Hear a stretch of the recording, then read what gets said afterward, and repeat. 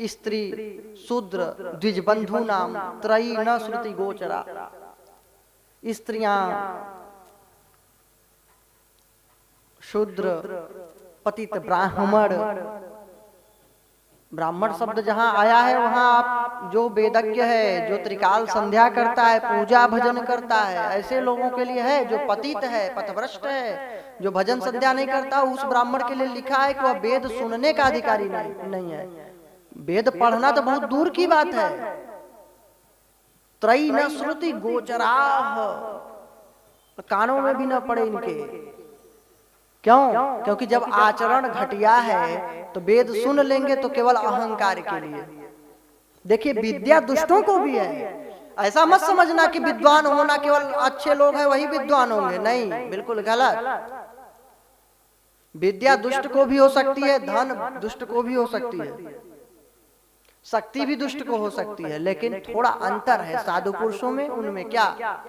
विद्या विवादाय धनम मदाय शक्तिम परेशान परपीडनाय खलस्य साधु विपरीत में तत् ज्ञानाय दानाय च रक्षणाय।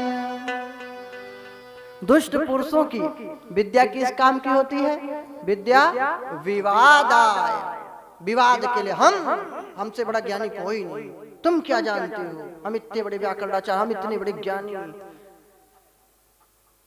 तो दुष्ट, कोई विद्वान है, अहंकार है, तो जान लीजिए वो फिर साधु नहीं हो सकता, सज्जन नहीं हो सकता, क्योंकि विद्या विनयम ददाति। विद्या विनयम ददाति, विद्या विनय देती है,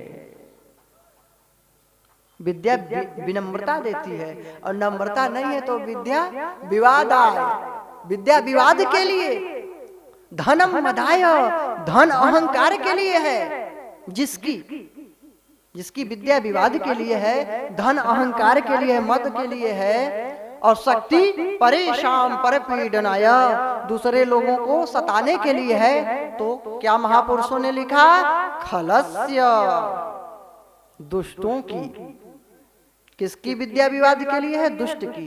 किसका धन मद के लिए है? दुष्ट की। और किसकी शक्ति दूसरे को पीड़ा देने के लिए है? दुष्ट की। अच्छा, खल शब्द भी बड़ा विलक्षण है। हाँ, जो खाए और लड़े, ख से खाए, ल से लड़े। एक संत ने कहा नहीं, ऐसी बात नहीं है। बोले क्या? अरे कहे जिसका खाए उसी से लड़े, जिसका खाए उसी से लड़े, वो खल।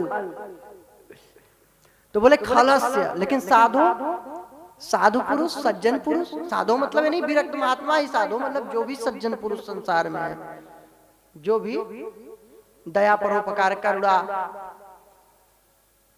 वाले महापुरुष हैं, वो सब साधु।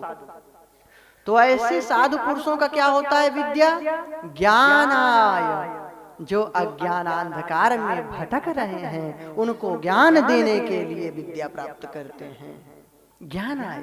धन अगर उनके पास है तो वृक्ष कबहु नहीं फल भखे, नदी न संचे नीर, परमारथ के कारिणे साधु न धरा शरीर। संत महापुरुष लोग क्या करते हैं? दान आय, दीन दुखियों की सेवा करने के लिए, गौ माता की सेवा करने के लिए, असहाय की सेवा करने के लिए, रोगियों को दवा देने के लिए, इसके लिए धन है उनके पास। ज्ञानाय विद्या धनम दानाय, और शक्ति मिली है तो परेशान परपीडनाय नहीं, दूसरे को सताने के लिए नहीं, रक्षणाय, रक्षा करने के लिए। आतंकवादी के पास भी धन रहता है, बंदूक इत्यादि पावर भी, शक्ति भी है, ज्ञान भी है, तभी तो घुसे आते हैं। पता नहीं चलता किधर बम फोड़ देंगे, लेकिन है, लेकिन वो साधु पुरुष नहीं है। हमारे जवान साधु पुरुष हैं, रक्षा करते हैं हम सभी लोगों की, संतों की, भक्तों की, देश के लोगों की। तब हम लोग आराम से भजन कर रहे हैं, सत्संग कर रहे हैं। तो महान हैं जो देश की सेवा कर रहे हैं। तो वो लोग साधु पुरुष हैं। उनकी शक्ति किस लिए? रक्षण है। और उन आतंकवादी की शक्ति क्या है? परेशान परपीडनाय। तो व्यास जी ने कहा कि ये सब स्त्रियों का कैसे कल्याण हो। जो ब्राह्मण के लिए बोल रहा था कि जो वेद शास्त्र पढ़कर उसके अनुसार नहीं चलते, त्रिकाल संध्या नहीं करते, मंत्र जाप नहीं करते, तो वो महाराज फिर वेद सुनने के अधिकारी नहीं है। ऐसा जान करके व्यास जी ने महाभारत की रचना किया कि जिससे लोगों का कल्याण हो।